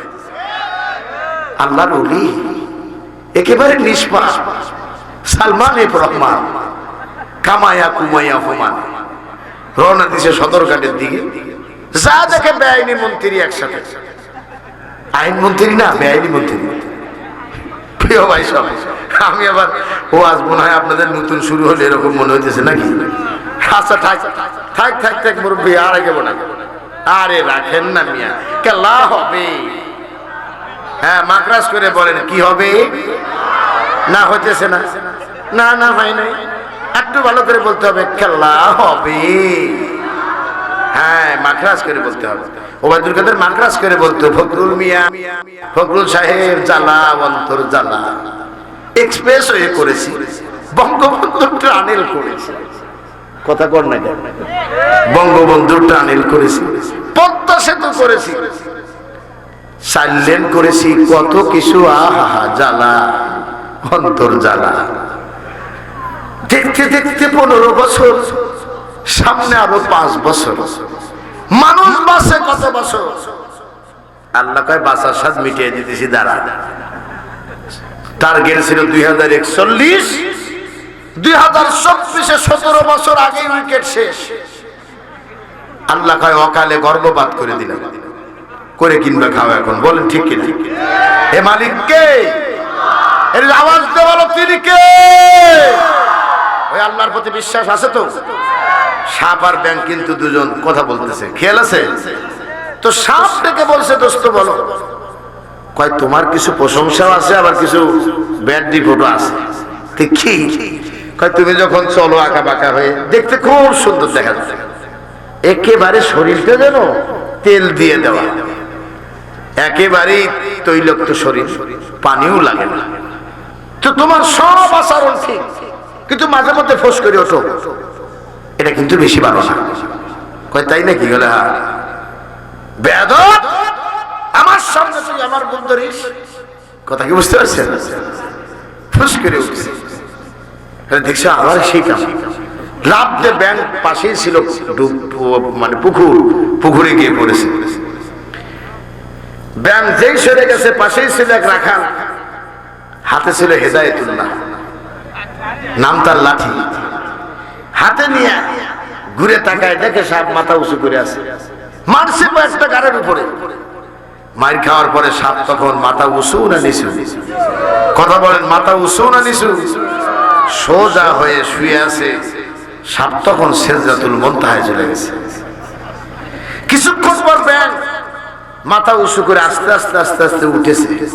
দেখি তো আমার দোস্তর মাথা ঠান্ডা হয়েছে কিনা। অবাক করা বিষয় হলো, তাকায় দেখে দোস্ত এখন পুরো ঠান্ডা শুয়ে আছে। কাছে যা বলতেছে, দোস্ত রাগ করো খালি কথায় কথায়, একটু ওঠো কথা বলি। কিন্তু সাপ কি আর উঠতে পারে?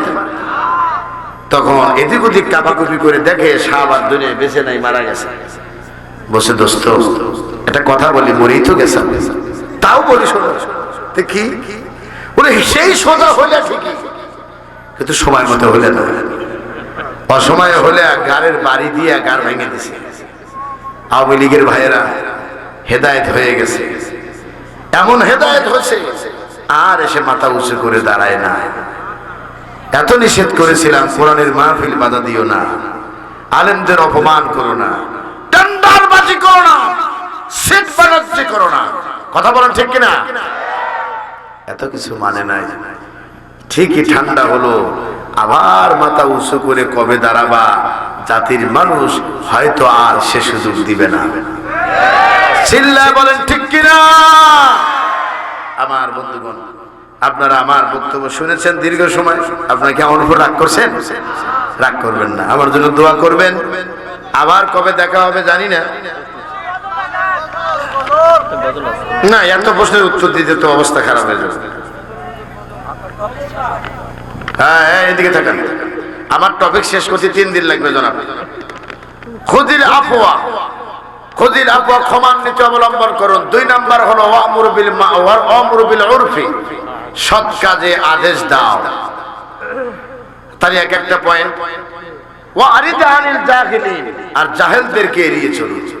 3টি কথা বলে দিলাম, আপনি তো পড়ে নেবেন। আলহামদুলিল্লাহ, ধন্যবাদ, শুকরান জাজিরা। এদিকে তাকান।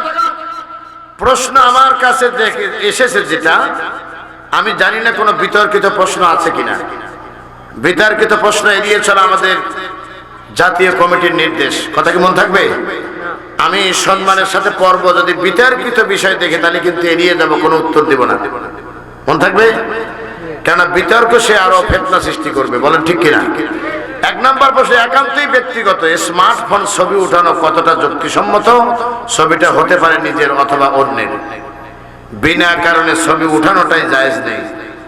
স্মার্টফোন হোক আর মুঠোফোন হোক, এগুলো থেকে এড়িয়ে চলার চেষ্টা করাটাই বেটার। সেটা আমি হই, আর আমাকে এক সময় দৌড়ে এসে একজন ছবি উঠায়, এখানে বসে আছি, ছবি উঠানোর কাম শেষ। বিনা প্রয়োজনে ছবি না উঠানোটাই যুক্তিসঙ্গত, এটি না করাই ভালো। আমি আর বেশি ব্যাখ্যায় যেতে পারলাম না। আমি সদ্যজাত জন্ম দেওয়া একটা সন্তানের মা, আমি নয়ন ভরে আমার সন্তানকে দেখি, মাশাআল্লাহ। কিন্তু গ্রামের কিছু মহিলা মানুষ বলে মা নাকি রাক্ষসী, মায়ের নাকি সন্তানকে বেশি দেখতে নেই। এটি একটি কুসংস্কার, এটার কোনো ভিত্তি নেই। এই প্রশ্ন যিনি করেছেন তাকে তার সন্তানের দিকে বেশি বেশি তাকিয়ে থাকার পরামর্শ দিচ্ছি। 2 নাম্বার হলো এই বিষয়ে যেটা, এই বিষয়ে যেটা, সেটি হলো মা যখন সন্তানকে দুধ দেয়, বুকের দুধ যখন মা যখন পান করান, আপনি দেখবেন সন্তান কোনো দিকে তাকা থাকে না, মার চোখ দেখে, নখ দেখে, কান দেখে। কথা বল না কেন? মনে হয় যেন একটা কবি বসে আছে, উনি একটা পণ্ডিত, উনি দেখতেছে আমার মা মার নাকের ভিতরে আঙ্গুল দিচ্ছে, চোখে আঙ্গুল দিচ্ছে, এদিকে খাচ্ছে। ওনার মতো সুখী আর কেউ নেই, আলহামদুলিল্লাহ। কোন আর মায়ের দিকে তাকিয়ে থেকে মা আবার দুধ দেওয়া অবস্থায় কপালে চুমু দিচ্ছে। মা যেন আর এক শিল্পীর অনুপম আর এক নিদর্শন। আল্লাহু আকবার বলেন। মা তখন সুন্দর করে ভ্রুগুলো টেনে দিচ্ছে, মা সন্তানের নাকে ময়লা আছে কিনা দেখতেছে, পায়ে ময়লা আছে কিনা দেখতেছে। খাইতে খাইতে জান্নাতের কোলে সন্তানটি ঘুমিয়ে পড়েছে। আপনি আপনার সন্তানকে অসংখ্যবার দেখবেন, হৃদয় ভরে দেখবেন। আবার মা আমাকে ডেকে বলে, বাবা আসো না কেন একটু, সবাই তোমাকে দেখে, আমাকে দেখতে মন চায় না। আমি বলি, মা তুমি চিন্তা করো না, আমি সময় পেলে ইনশাআল্লাহ অবশ্যই আসবো। আলহামদুলিল্লাহ। প্রিয় ভাই সব, হাতে চুরি পরি না, হাতে চুরি না পড়লে কি কারোর কিছু হবে? মানে স্বামীর হায়াত কি কেটে যাবে? এটা তো অবান্তর কথা। এগুলো অবান্তর কথা। এগুলো আপনি এই চুরি এবং গহনা এগুলো আসলো কোত্থেকে? হযরতে ইব্রাহিম আলাইহিস সালামের স্ত্রী নাম ছিল সারা, আর একটা ছিল হাজরা। কথা কি বুঝতে পারছেন? এবারে 15 মিনিটের ওয়াজ কিন্তু বাড়ায় ফেললেন। শোনেন, প্রশ্নগুলো চমৎকার, আশা করি ইউটিউবে আপনারা পেয়ে যাবেন ইনশাআল্লাহ। বলেন তো, হযরত সারা তার সন্তান হয় না, কিন্তু হাজরাকে আল্লাহর নির্দেশে ইব্রাহিম নবী বিবাহ করলেন। সারাকে ভালোবাসেন এই মর্মে অজুহাত দিয়ে মারধর করতে লাগলেন, অত্যাচার করতে লাগলেন। এমনকি যাকে তাকে অসুন্দর দেখা যায় তার নাক কান এগুলো ছিদ্র করে দিল। কথা কি বুঝতে পারছেন? আল্লাহ পাক ইব্রাহিম আলাইহিস সালামকে বললেন, আপনার আর বাড়তি টেনশন দরকার নাই, আপনি একটু গহনা এনে নাকে আর কানে লাগাই দেন, দেখবেন আগের চেয়ে আরো বেশি সুন্দর লাগতেছে। সুবহানাল্লাহ। আল্লাহ সুন্দর, তাই তো সৌন্দর্যকে ভালোবাসেন। সুতরাং আপনি আপনার সমর্থ থাকলে চুরি পরবেন, না থাকলে পরবেন না। আর এই সৌন্দর্য আপনার স্বামীরই দেখার হক। কে আপনাকে বললো কি তা দেখা দরকার না। 4 নাম্বার প্রশ্ন, স্বামী যদি তার স্ত্রীকে তুই বলে সম্বোধন করে, আর স্ত্রী যদি বলে তুমি আমায় তুই করে বলবে না, আসলে স্ত্রীকে তুই বলাটা কতটুকু যুক্তিসঙ্গত? এই প্রশ্নটি আপনি যে করেছেন, মানুষের ব্যবহারটাই হলো মূল জিনিস। এমন এলাকা আছে স্ত্রীকে তুই না বললে রাগ করে, এক দেশের গালি আর এক দেশের বুলি। আপনি আপনার স্বামীকে যদি তুমি করে বলেন, আর তিনি যদি আপনার স্বামী যদি তুই করে বলেন, এটি রুচির অভাব। কথা কর না কেন? এটি রুচির দুর্ভিক্ষ, রুচির অভাব। ওনারও উচিত ছিল আপনাকে তুমি বলে ডাক দেওয়া, নাকি বলেন? আমরাও কিন্তু আবার আল্লাহর ওলি কম না, আমরাও অনেক সময় তুই বলি। এটা কিন্তু লিমা তাকুলুনা মা লা তাফালুন, আল্লাহ বলেন যা করো না তা বলো না। আমার নিজের অনেক সময় হয়ে যেতে পারে আঞ্চলিক ভাষা হিসেবে, তবে এটি পরিহার করা উচিত। সবাইকে সবাই সম্মান করে কথা বলা উচিত। আল্লাহ পাক কোরআনে বলছেন, ওয়াকুলু লিন-নাসি হুসনা, তোমরা মানুষের সাথে উত্তম কথা বলো। সুবহানাল্লাহ বলেন। 5 নাম্বার প্রশ্ন, একজন মুসলিম অথবা অপর মুসলিমের সাথে সর্বোচ্চ 3 দিন কথা না বলে থাকতে পারে, কিন্তু কারো সাথে আমার ঝগড়া হলে এতে সে আমায় এড়িয়ে চলছে, আমি কথা বললেও সে কথা বলছে না, কোনোভাবেই না। এখন আমি কি করতে পারি? আপনি আপনার আচার ব্যবহার দিয়ে আপনি তাকে বোঝাতে চেষ্টা করেন, এবং আপনি আপনার আচার ব্যবহার দিয়ে এ কথা বোঝান যে আপনি অনুতপ্ত। তিনি এড়িয়ে চলেন বলেই আপনার এড়িয়ে চলা দরকার নাই, বরং আপনি তাকে সুযোগ করে দিন। এটি হলো নিয়ম। বলেন ঠিক কিনা? অনেক কথা, লম্বা কথা, আমি আর কথা বাড়াবো না। এই পাশেও প্রশ্ন আছে, ওরে গুতো। 6 নাম্বার প্রশ্ন, মুসলিম নারীদের শাড়ি মেক্সি পরা যাবে কিনা? হ্যাঁ, প্রশ্নগুলো সব হলো মহিলাদের প্রশ্ন ঠিকই, কিন্তু প্রশ্নগুলো কিন্তু আমি এক পর্যায়ে বিরক্ত হচ্ছে, আবার বলার প্রয়োজন মনে করতেছি। আমি আপনাকে অনুরোধ করছি, সবাই একটু আমার দিকে তাকান, একটু আল্লাহু আকবার বলেন, বিতর্ক লাগাবেন না। মুসলিম নারীদের শাড়ি মেক্সি পরা যাবে কিনা? শাড়ি মেক্সি বলতে কোনো শব্দ নেই। যে কাপড়ে আপনার পর্দা রক্ষা হবে না সেটি পরিহার করতে হবে। যদি শাড়ি পরলে আপনার পর্দা রক্ষা হয়, তাহলে সেটি আপনি অবশ্যই পরতে পারবেন। কিন্তু এমন শাড়ি পরলেন যে গায়ে দিচ্ছেন না, কোথায় দিচ্ছেন, পেট খুব বেরিয়ে রয়েছে, এর না পরাই ভালো। কথা কন না কেন? মেক্সি কাপড় পরবেন, সেটি একটু ঢিলাঢালা হতে হবে। ওলা তাবাররাজনা তাবাররাজাল জাহিলিয়াতিল উলা। হে নবী, আপনি মুমিনা নারীদেরকে বলে দেন তারা যেন জাহিলিয়াতের নারীদের মতো রংঢং আটোসাটো পোশাক না পরে। এগুলো আপনারা মেহেরবানি করে খেয়াল করবেন। আপনি এইদিকে তাকান, শাড়ি বলতে কথা নয়। এই যে ভুল করে ফেললেন আপনারা, মাঝখান থেকে একটা কথা বলেন, এগুলো ঠিক না। একটা মানুষ যখন ডেকে নিয়ে এসেছেন, তার ভদ্রতা, তার ওয়েট আপনাকে অনুমান করতে হবে।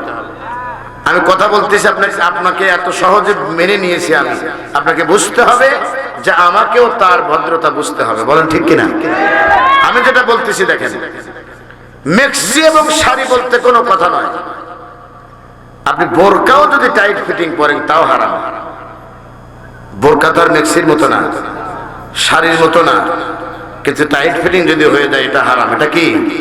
হারাম। সুতরাং যে কোনো পোশাক হোক, সেটা যদি পর্দার খেলাফ হয় এটা হারাম। আর যদি পর্দার খেলাফ না হয় শাড়ি পরেন, মেক্সি পরেন, যেটা পরেন সেটা পড়তে পারবেন, কোনো বিতর্কের কোনো জায়গা নেই। 7 নম্বর প্রশ্ন, কোন স্বামী যদি বলে আমি বিয়ে করব, কারণ 4টি বিয়ে করা জায়েজ আছে, সেক্ষেত্রে স্ত্রী তার স্বামীকে কি বলবে? মাননীয় স্পিকার, অতি জটিল প্রশ্ন। হযরত ওমর, খেয়াল করেন, হযরত ওমর ঘরের ভিতরে আছেন, সাংসারিক কাজে স্বামী স্ত্রী দুটো কথা হচ্ছে, একটু উঁচু আওয়াজ। বাহির থেকে এক লোক এসে দরজা নক করেছে, ওমরের খুলতে দেরি হয়েছে। হযরত ওমরের আর তার স্ত্রীর কথোপকথন শুনে লোকটি চলে যাচ্ছেন। ওমর দরজা খুললেন, খুলে দেখেন এক লোক যাচ্ছে, ডেকে বললেন, ভাই চলে যাচ্ছ কেন? বলল, মোহতারাম কিছু মনে নেবেন না, আপনি যে রোগী ওই রোগী আমি নিজেও। কথা কি বুঝতে পারলেন? মানে আপনি যে রোগী ওই রোগের জন্য আমিও এসেছিলাম, এজন্য চলে যাচ্ছি। তা আপনারা যে প্রশ্ন করেছেন, আপা যে প্রশ্ন করেছে, ওই প্রশ্নে আমিও সম্মুখীন, সুতরাং এখানে বিতর্ক লাগানোর কিছু নাই। মূল বিষয়টা আমি বলে দিই। আল্লাহ বলছেন মাসনা, 2টে দিয়ে শুরু করলেন, কেউ বিয়ে করলে 2টে করবেন, সোলাসা 3টা, রুবা 4টা, ফাইন খিফতুম, যদি আশঙ্কা করো যে ইনসাফ করতে পারবা না, এরপরে আদল প্রতিষ্ঠা করতে পারবা না, ফাওয়াহিদা, তাহলে 1টা করো। তাহলে বিয়ে কয়টা দিয়ে শুরু হয়েছে? কি বুঝাইলাম? কোরআনের আয়াত। কারো যদি সক্ষমতা থাকে, এদিকে তাকান, কারো যদি সক্ষমতা থাকে, শারীরিক, আর্থিক, মানসিক সক্ষমতা যদি থাকে, আর তিনি যদি একাধিক বিয়ে না করেন, তাহলে কিয়ামতের দিন এই যাদের বিয়ে হচ্ছে না তারা মামলা দায়ের করবে। এদিকে তাকান, কোন মহিলার কাছে অনুমোদন নিতে হবে এমন কোন শরিয়া কোন দলিল আমার জানা নেই। কথা কি বুঝতে পারছেন? আমার কি নাই, জানা নেই। মানে আপনি আর একটা বিয়ে করবেন, সব যোগ্যতা আছে, প্রথম স্ত্রী পারমিশন নিতে হবে, এটা বাংলাদেশ সরকার আইন, কিন্তু আল্লাহর আইনে তা নাই। সুতরাং আপনি যদি পারেন তে কাজটা করে ফেলবেন, তবে তাই বলে আবার মহিলারা যেন আবার আমার গাড়ির সামনে বিক্ষোভ না করে, আপনি পারমিশন দিয়ে দিলেন না। ওই যে আল্লাহ বলে দিয়েছেন ফাইন খিফতুম, যদি আশঙ্কা করো যে ইনসাফ করতে পারবা না, তাহলে একটা নিয়ে সন্তুষ্ট থাকো, এত বেশি নিতে যাও না, খেলা হবে। কথা বলেন ঠিক কিনা? আমার বোন, আপনি যে প্রশ্ন করেছেন আপনাকে ধন্যবাদ। অনেক দিন পর, আমি তো আপনার ইফতার ছাত্র মুক্তি, তো আমি অনেক দিন পর এই মাসালাগুলো একটু নিজের ব্রেনে আবার একটু লাড়াচাড়া করলাম, আলহামদুলিল্লাহ বলেন। তাহলে স্বামী কি বলবে? সেক্ষেত্রে স্ত্রী তার স্বামীকে কি বলবে? স্বামীকে স্ত্রী ডেকে বলবে, একেবারে আল্লাহ সন্তুষ্টির জন্য বলবে যে আমি জানি না, তোমার যদি সক্ষমতা তুমি থাকো তাহলে তুমি আর একটা করতে পারো। করে নিয়ে আসার পরে তাই বলে আবার স্বামী যেন আবার রাত্রে অঘোষিত জেলখানায় নিক্ষেপ করেন না, এটা খেয়াল রাখেন।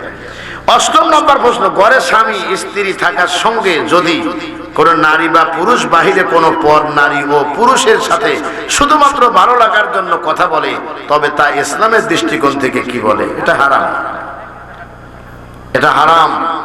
এটা আমি হই আর আপনি হন, যেই কেন না হয়, স্ত্রী থাক বা না থাক, যে কোনো অবস্থায় পর মহিলার সঙ্গে আলাপ করলে যদি ভালো লাগে আর এই আলাপ যদি চলতে থাকে, তাহলে এটা কথা এবং কানের জেনা হবে না, মেহেরবানি করে চোখের জেনা হবে। এগুলো থেকে বিরত থাকবেন। আশা করি আপনাদের প্রোগ্রাম কি পরিপূর্ণ হয়েছে? তো রাগ করেন নাই তো আপনারা? এ ভাই, রাগ করছেন?